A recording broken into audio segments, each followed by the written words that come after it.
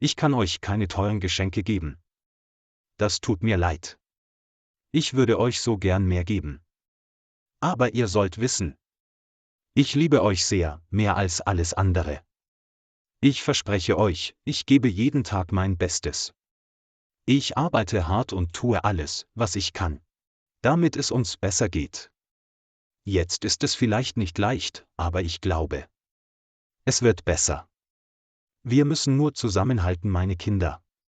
Ich gebe nicht auf, weil ich euch so sehr liebe. Wir lieben dich, Papa.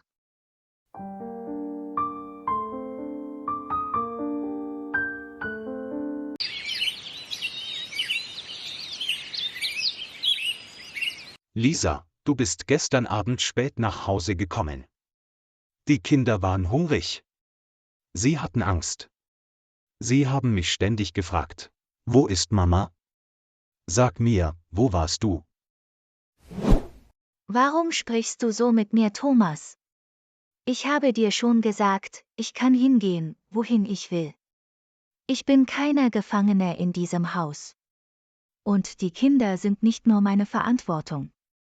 Sie sind auch deine Verantwortung. Ich weiß, dass sie meine Verantwortung sind. Aber gestern. Sie hatten nichts zu essen, Lisa. Sie haben auf dich gewartet. Clara hat geweint. Klaus hat versucht, stark zu sein, aber er war auch hungrig. Du sprichst immer nur von den Kindern, Thomas. Hast du jemals an mich gedacht? Ich bin deine Frau, nicht deine Dienerin, nicht dein Hausmädchen. Ich habe nie gesagt, dass du eine Dienerin bist. Ich sorge mich um dich, Lisa. Aber jedes Mal, wenn ich mit dir spreche, bist du wütend. Du schreist mich an. Du stößt mich weg. Ich verstehe nicht, was ich falsch gemacht habe. Was du falsch gemacht hast? Willst du das wirklich wissen? Ich bin dieses Leben leid. Ich bin es leid, arm zu sein. Ich bin es leid, immer dieselben Kleider zu tragen. Immer das gleiche billige Essen zu essen.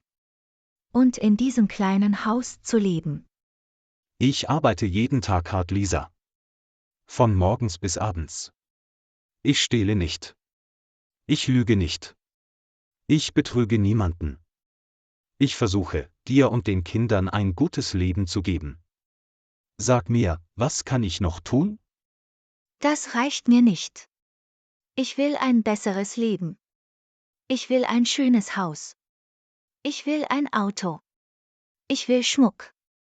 Ich will, dass die Leute mich ansehen und respektieren, nicht bemitleiden. Respekt kommt nicht nur vom Geld, Lisa.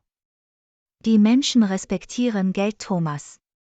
Wenn du kein Geld hast, bist du in ihren Augen nichts. Das stimmt nicht. Doch, das stimmt. Wenn du dich wirklich um mich kümmerst, dann verdiene mehr Geld. Such dir einen zweiten Job.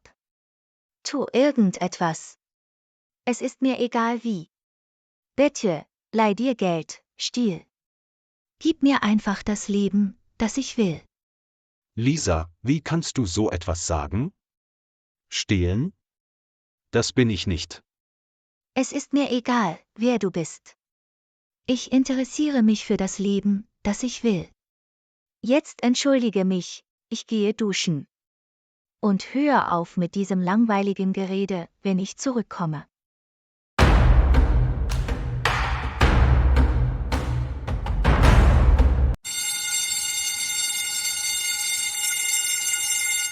Klaus, hast du deine Sandwiches aufgegessen? Ja, Clara. Und ich habe immer noch Hunger.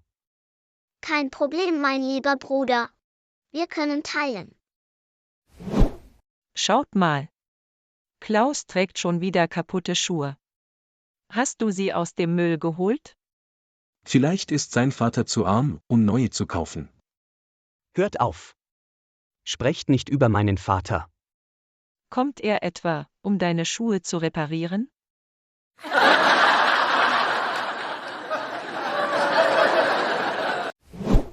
Was ist hier los? Klaus will sich mit uns prügeln. Er ist sehr aggressiv. Nein, Lehrer, glauben Sie ihr nicht. Sie hat meinen Vater arm genannt.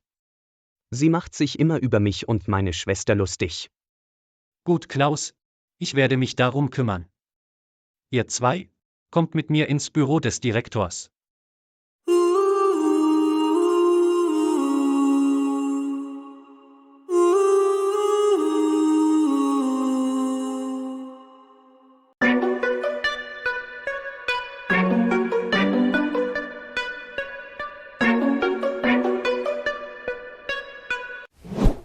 Gute Arbeit, Thomas. Deine Berichte sind immer perfekt. Keine Fehler, keine Lügen.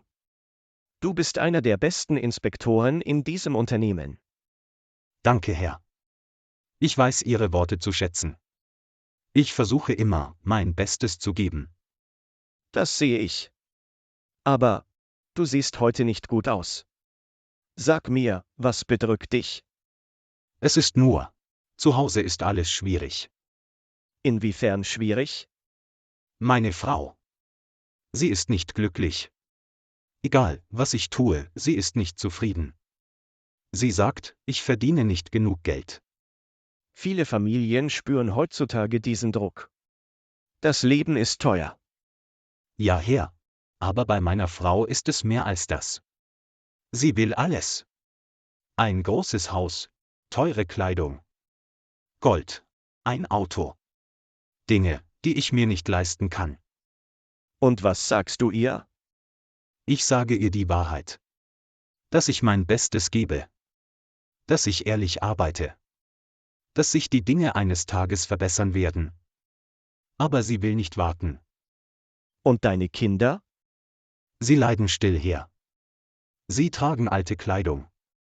Manchmal gehen sie ohne genug Essen zur Schule. Das muss sehr schwer für dich sein. Das ist es, Herr. Sehr schwer.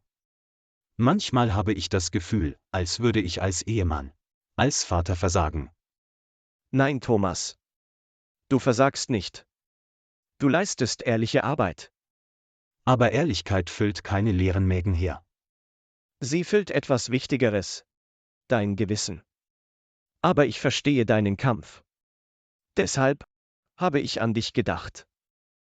An mich gedacht, Herr? Was meinen Sie damit? Nächstes Jahr wird es Veränderungen in diesem Unternehmen geben. Beförderungen. Gehaltserhöhungen. Für kompetente Mitarbeiter. Und dein Name steht ganz oben auf meiner Liste. Herr, meinen Sie das ernst? Sehr ernst. Wenn du so weitermachst, werde ich dich befördern. Dein Gehalt wird steigen. Dein Leben kann besser werden. Vielen Dank, Herr. Ich schätze Ihr Vertrauen sehr.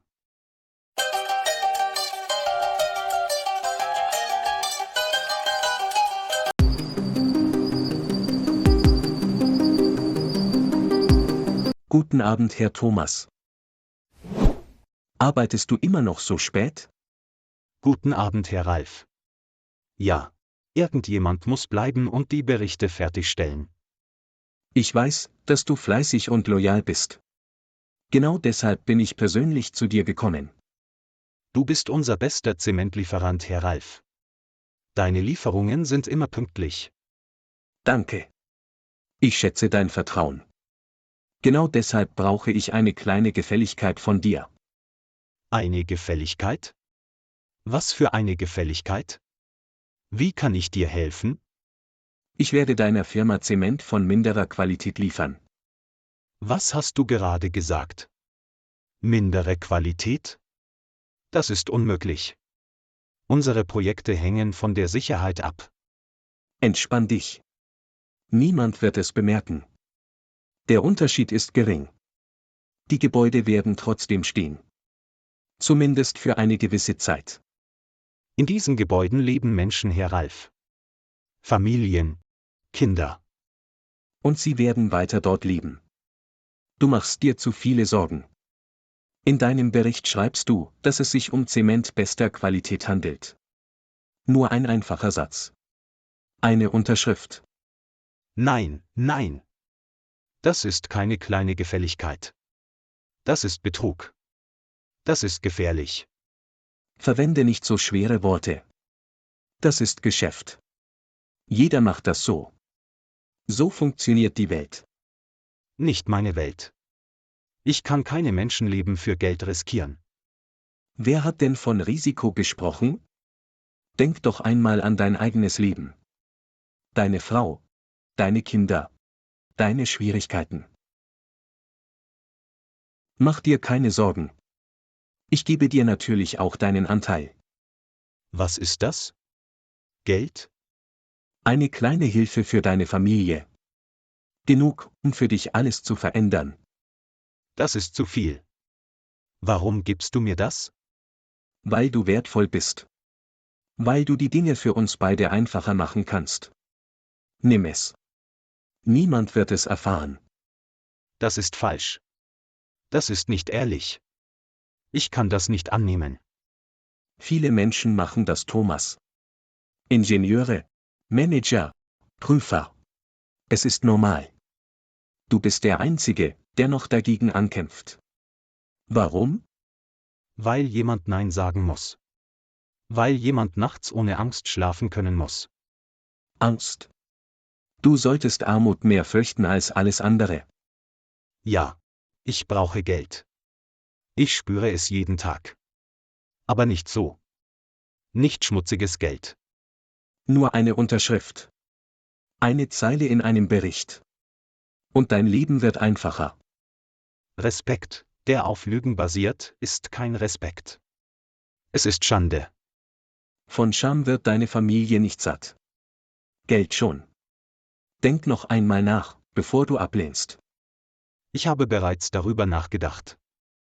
Ich werde keinen falschen Bericht unterschreiben. Du machst einen Fehler, Thomas. Einen großen. Wie du willst. Ich werde jemand anderen finden. Jemanden klügeren. Jemanden, der die Realität versteht. Und wenn etwas einstürzt? Wenn Menschen verletzt werden? Dann wird es nicht dein Problem sein. Weil du abgelehnt hast. Gute Nacht, Thomas.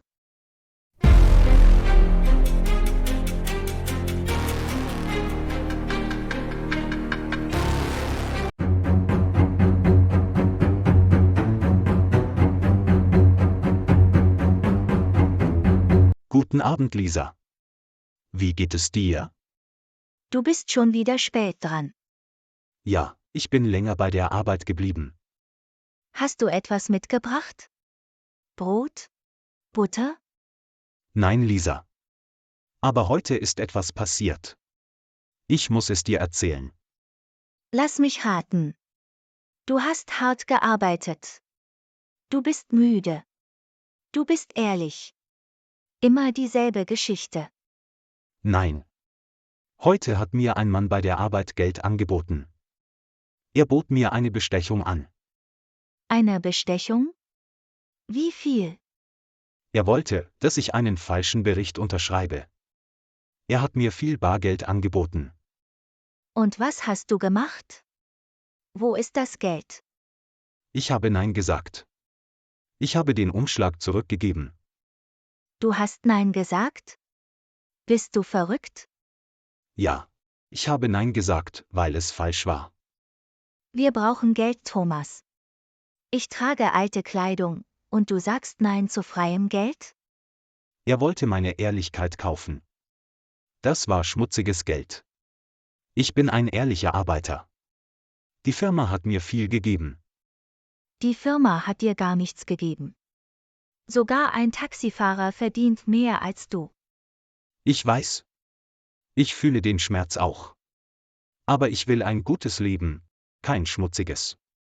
Du bist schwach und dumm, Thomas. Andere Männer tun, was sie tun müssen. Ich bin es leid, arm zu sein. Ich will ein luxuriöses Leben.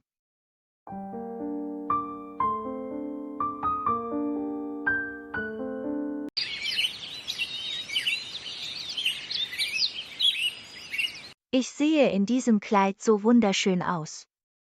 Alle werden auf mich neidisch sein. Heute werde ich es ihnen zeigen. Ich bin auch jemand.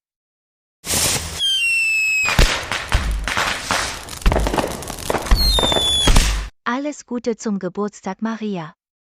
Danke, Lisa. Ich bin froh, dass du gekommen bist. Wow. Du siehst so gut aus. Das ist mein neues Kleid. Ich habe es gestern gekauft. Es muss teuer sein, Lisa. Es steht dir sehr gut. Ja, es ist teuer, aber Geld ist mir egal. Wir sind reich.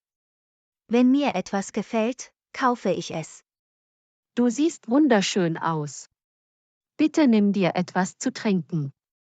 Ja, ich hätte gern etwas zu trinken.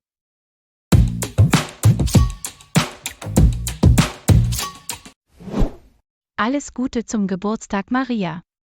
Danke, Sarah. Deine Nachbarin Lisa ist hier. Lisa ist hier? Wie kann das sein? Sie sollte doch zu Hause sein und sich um ihren kranken Sohn kümmern. Hast du ihr neues Kleid gesehen?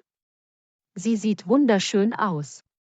In diesem teuren Kleid sieht sie aus wie eine Prinzessin. Was? Lisa hat ein neues Kleid gekauft? Gestern hat sie mich um 200 € gebeten.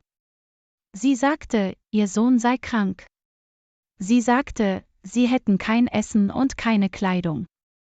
Wie kann sie sich ein Kleid kaufen? Das hat sie mir gerade erzählt. Das glaube ich nicht. Sie hat mich angelogen. Komm, wir gehen zu ihr.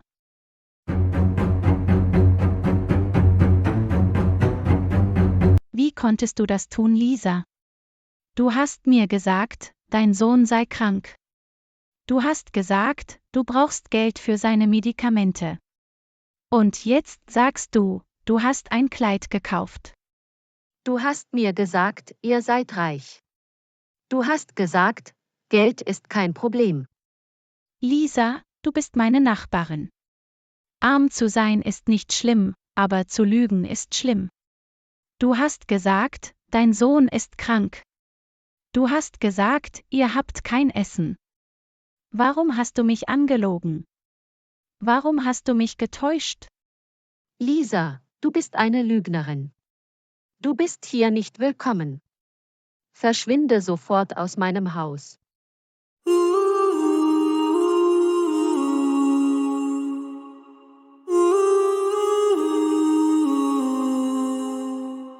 Wenn Ihnen dieses Video gefallen hat, klicken Sie auf Gefällt mir.